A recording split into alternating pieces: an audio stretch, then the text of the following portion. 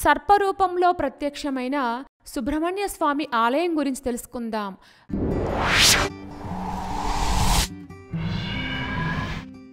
మల్లవరం సుబ్రహ్మణ్య స్వామి ఆలయం. ఈ ఆలయం తూర్పుగోదావరి జిల్లా గోలప్రోలు మండలం మల్లవరం గ్రామంలో ఉంది. ఈ ఆలయం సర్పదోష పూజలకు మరియు సంతాన ప్రాప్తి కోసం ప్రసిద్ధి చెందింది. ఈ ఆలయం చాలా మహిమాన్వితమైందిగా కూడా చెప్తారు. సంతానం లేని దంపతులు ఈ ఆలయాన్ని దర్శించి దోష నివారణ పూజలు చేస్తే సంతానం కలుగుతుందని ఇక్కడి భక్తుల విశ్వాసం.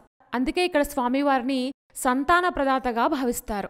ఈ ఆలయాన్ని ప్రత్యక్ష సుబ్రహ్మణ్యేశ్వరుడి నిలయంగా అభివర్ణిస్తారు. ఇక్కడ స్వామివారు విభూదితో నిత్యం ప్రకాశిస్తుంటారని, విశేష శక్తి కలిగి ఉంటుందనేది ఇక్కడి వారి విశ్వాసం. ఈ ఆలయం యొక్క స్థల పురాణం గురించి తెలుసుకుందాం.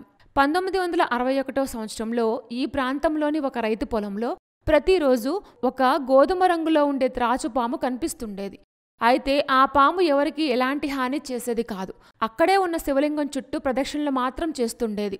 ఇది గమనించిన గ్రామస్తులు ఆ పాముకు దైవిక శక్తి ఉందని విశ్వసించారు. గ్రామస్తులంతా కలుసుకొని ఆ పాముకు అక్కడే దేవాలయాన్ని నిర్మించాలని సంకల్పించారు.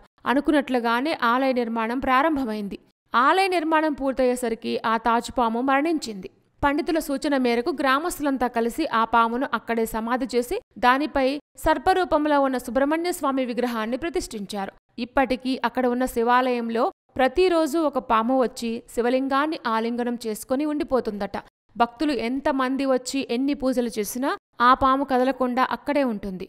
అందుకే మల్లవరంలో సుబ్రహ్మణ్య స్వామిని సర్పరూపంలో ప్రత్యక్షంగా దర్శించుకోవచ్చని ఇక్కడి వారు చెప్తూ ఉంటారు.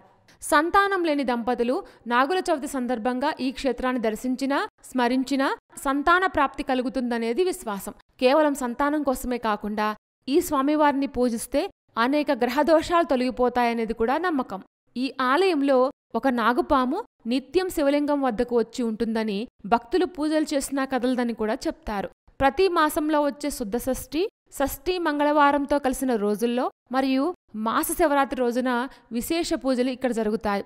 స్కంద షష్ఠి, ఆడికృత్తిక, నాగపంచమి, నాగుల చవితి, సుబ్రహ్మణ్య షష్ఠి పర్వదినాల్లో భక్తుల రద్దీ ఎక్కువగా ఉంటుంది.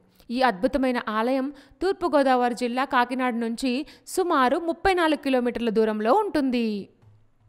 సర్పరూపంలో ప్రత్యక్షమైన సుబ్రహ్మణ్య స్వామి ఆలయం గురించి తెలుసుకున్నాం కదా. ఇలాంటి మరిన్ని విశేషాల కోసం మా ఛానల్ సబ్స్క్రైబ్ చేసుకోండి.